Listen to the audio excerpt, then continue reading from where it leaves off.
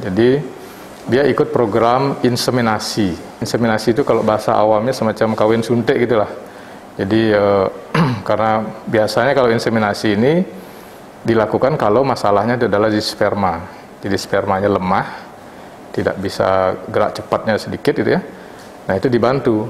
Jadi spermanya diambil, kemudian dimasukkan ke dalam rahim, kemudian dia akan bergerak dari rahim ke sel telur. Nah itu ternyata di luar dugaan, ternyata hamilnya adalah kembar 4 gitu ya. Jadi dari kembar itu, dari pemeriksaan awalnya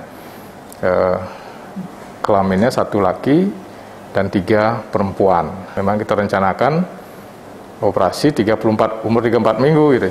Tadi pagi sudah pecah ketuban. Nah, jadi segera kita lakukan operasi sesar. Pada saat datang ibunya dengan kondisi mules-mules ya, sakit perut, pecah ketuban. Nah, jadi kalau sudah pecah ketuban, sudah sakit perut, itu persalinan tidak bisa ditunda lagi terlalu lama ya, karena sudah berlangsung. Apalagi bayinya kembar 4 begini. Nah, jadi kita putuskan untuk segera melakukan operasi sesar. Karena kalau sudah pecah ketuban itu kan risiko ada infeksi naik ya. Dan bayi ini juga sudah mendapatkan pematangan paru terlebih dulu. Jadi kita sudah antisipasi bahwa bayi ini kemungkinan lahir prematurnya tinggi. Jadi kita sudah memberikan obat membantu mempercepat pematangan paru janin. Karena normalnya paru-paru bayi itu matang setelah di atas 34 minggu. Nah, jadi kita sudah prediksi kemungkinan akan lahir di bawah 34 minggu. Kondisi ibu baik ya, jadi syukurlah pada saat operasi dan setelah operasi tidak ada komplikasi.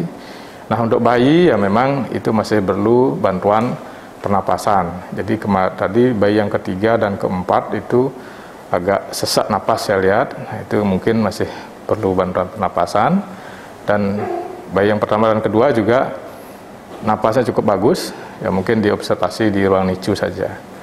Jadi bayi saat ini sedang ditangani oleh tim dari neonatologis kita. Jadi bayi pertama itu laki-laki ya. Yang bayi pertama itu adalah bayi yang pertama kita keluarkan, biasanya paling bawah. Nah, itu beratnya 1470 gram. Jadi Apgar skornya bagus 89 ya.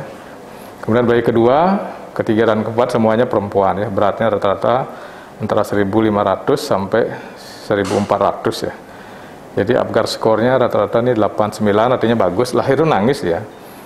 Kemudian hanya yang bayi yang paling kecil itu yang nomor 4, Apgar skornya 6 sampai 8. Itu termasuk asphyxia sedang. Nah, itu wajar terjadi karena dia terakhir lahir karena pada saat persalinan itu kadang-kadang plasenta itu mulai lepas dia. Jadi dia mulai agak kekurangan oksigen sedikit. Ya, tapi secara umum pada saat lahir masih bagus ya. Saya rasa ini baru pertama kita melahirkan kembar 4. Mungkin kalau kembar 3 itu pernah ya. Kembar 2 itu kan sering ya. Jadi yang kembar 4 ini agak jarang.